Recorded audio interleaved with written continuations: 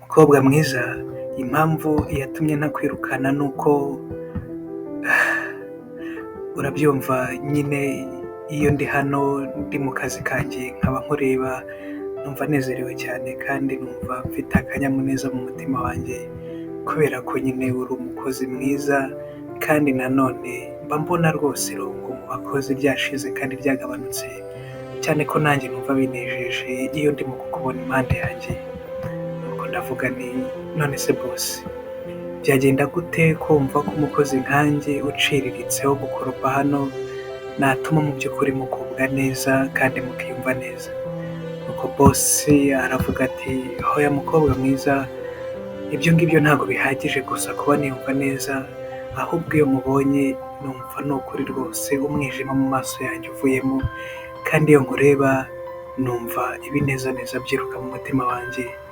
Impamvu y'ibyo byose ni uko n'ubundi uri umukozi mwiza kandi kunezeza, ni nayo mpamvu rwose numva nakifuje kukuzamura mu buryo bw'intera, amafaranga nkayazamura ndetse n'ibindi byose nkenerwa mu kazi nkabigushakira.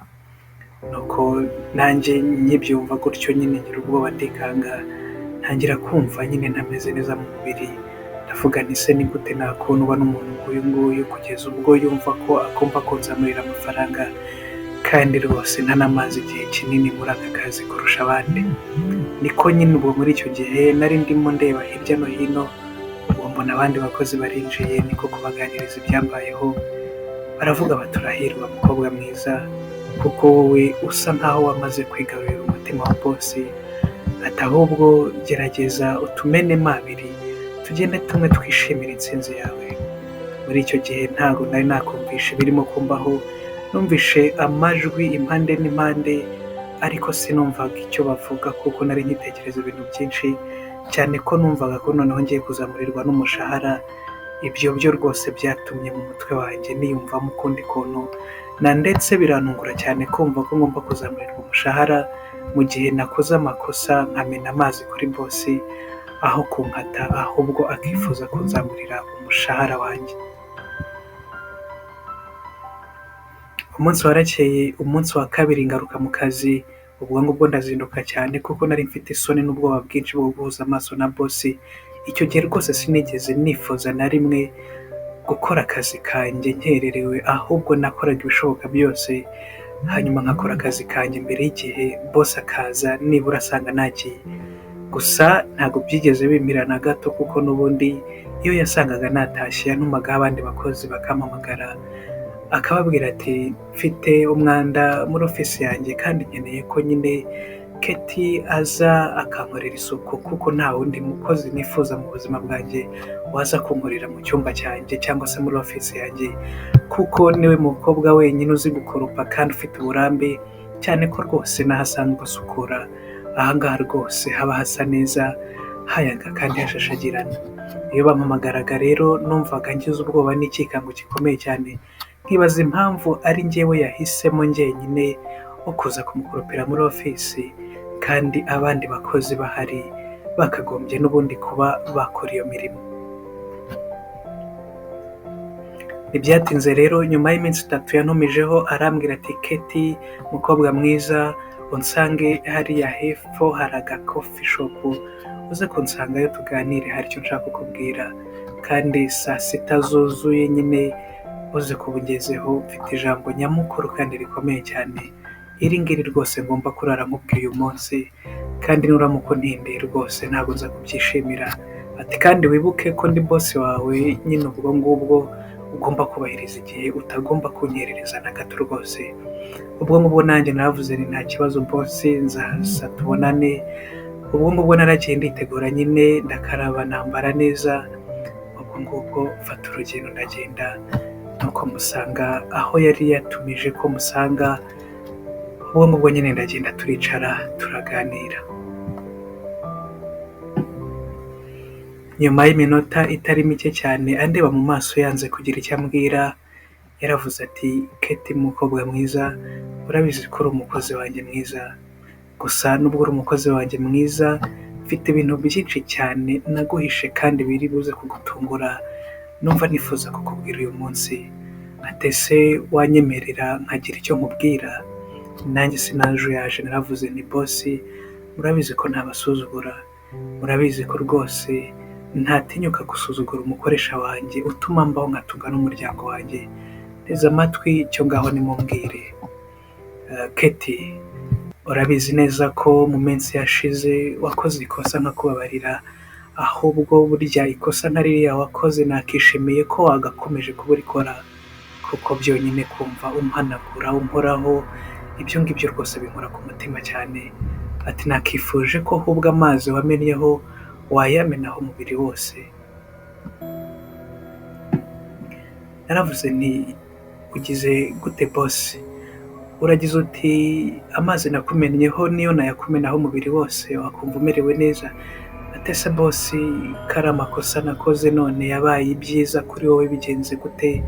Ese ni irihe banga riri muri ibyo ngibyo? Nicyo uri kumpisha bosi? Nyuma yo gutekereza cyane areba hejuru yaransubije agira ati Keti mukobwa mwiza, urabizi ko tumaranye igihe kinini cyane unkorera akazi hano muri banki. Ati nako muri banki yanjye, ati ndozi ko hano ari muri hoteli.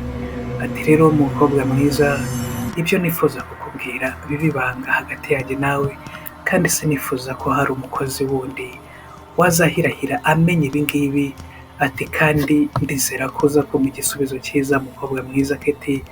Ati rwose kandi ntugire ubwoba, ndabona usa nkaho urimo kwishisha, humura rwose ndi umuntu nkawe, kandi birashoboka neza rwose ko wanyegera hanyuma tukaganira twegeranye, hanyuma tugahana na ciyasi tukanywa kano kajuisi. Ati ntabwo ari byiza kwicara muri metero nanjye nkicara mu yindi. Ati nyamuneka ihangane unyegere, hari icyo nshaka kukubwira kandi nshaka kukikubwira nkureba mu maso, kuko ari ijambo ridasanzwe maranye iminsi myinshi kandi rigenewe umukozi wanjye mwiza unyitaho, akita ku byanjye byose, akita ku nzu yanjye, akita kuri ofisi yanjye. Ati rwose hari ijambo nshaka kukubwira Keti. Nanjye sinajuyaje naramusubije nti nteze amatwi bosi, ndateze kandi ndategereje rwose, iryo jambo ntabwo nakanga kuryumva, gusa ndumva binteye ubwoba. Ati ese iyaba ari ukunsezerera ku kazi bosi, kuko ntimwari kunyandikira nibura mesaje aho kugira ngo muze kumbabariza hano? Ese bosi niba narakoze amakosa kuko basi ntabwo mwangirira impuhwe? No ceceka Keti, ntabwo ari ibyo. Ntabwo icyo nakuzaniye aha ngaha cyangwa se naguhamagariye ari ukukwirukana cyangwa se kukubwira ibibabaza umutima wawe, ahubwo icyo nshaka kukubwira ni ijambo rishobora gusa guhindura ubuzima bwawe bukaba bwiza cyane, kandi ukishima nk'abandi bose, cyane ko nta n'icyo bakurusha. Akivuga ibyo umutima wanjye waratimbaguje cyane, ndavuga nti ntibisanzwe kumva umuntu nk'uyu nguyu ukomeye cyane ufite imodoka nk'iyi ngiyi umutamenwa ambwira amagambo nk'aya ngaya rwose ntasanzwe kuba nakabaye ngenewe kubwirwa n'umuntu uwo ari we wese. Ntabwo byumvikana uburyo ki umuntu nk'uyu nguyu yanzana ahantu h'igiciro nk'aha ngaha akanyicaza akambwira amagambo nk'aya y'ihumure, ndetse noneho akambwira ko hari ikintu kidasanzwe kandi cyahindura ubuzima bwanjye ashaka kumbwira. Ibyo byose nk'uko nabyibazaga mu mutwe wanjye, niko n'ubundi amarira yagwaga nibaza ahari akazi ngiye kugahomba, cyangwa se ahari hari ikindi kintu kidasanzwe agiye kumbwira. Naricaye ndategereza, hanyuma ntega amatwi ndamubwira nti bosi, mwambwira noneho nditeguye, kandi rwose niteguye kwakira ibyo ugiye kumbwira, nubwo urimo umbwira ko ari ibintu byiza bishobora kumpindurira ubuzima bwanjye.